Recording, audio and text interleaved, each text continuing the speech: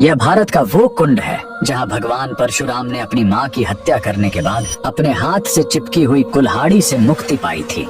यह कहानी है महान ऋषि जमदग्नि और उनकी पत्नी पतिव्रता रेणुका की। कहते हैं रेणुका हर दिन नदी से कच्चे घड़े में पानी लाती थी और उनके सतीत्व के बल से वह घड़ा टूटता नहीं था। उनके 5 पुत्र थे जिनमें सबसे छोटे थे विष्णु अवतार परशुराम। एक दिन रेणुका ने नदी में कुछ गंधर्वों स्वर्ग के संगीतकार को जल क्रीड़ा करते देखा। उन्हें देखकर एक पल के लिए उनका मन मोह में पड़ गया और उसी क्षण उनके सतीत्व का बल टूटा और कच्चा घड़ा टूट गया। जब वो आश्रम लौटी तो ऋषि जमदग्नि ने अपने योग्य बल से जान लिया कि उनका मन भटक गया था। वो इतने क्रोधित हुए कि उन्होंने अपने पुत्रों को आज्ञा दी, अपनी माँ का वध कर दो। जब चारों बड़े भाइयों ने मना कर दिया तो क्रोधित पिता ने उन्हें तुरंत पत्थर बन जाने का श्राप दे दिया। इसके बाद परशुराम ने पिता की आज्ञा को अपना धर्म समझा। उन्होंने भारी मन से अपनी कुल्हाड़ी उठाई और अपनी ही माँ का सिर धड़ से अलग कर दिया। उनकी आज्ञाकारिता से प्रसन्न होकर जमदग्नि ने वरदान मांगने को कहा। परशुराम ने तुरंत अपनी माँ को फिर से जीवित करने और साथ ही पत्थर बन चुके अपने चारों भाइयों को भी मुक्त करने का वर मांग लिया। सब फिर से जीवित हो गए, मानो कुछ हुआ ही ना हो। लेकिन कहानी यहीं खत्म नहीं हुई।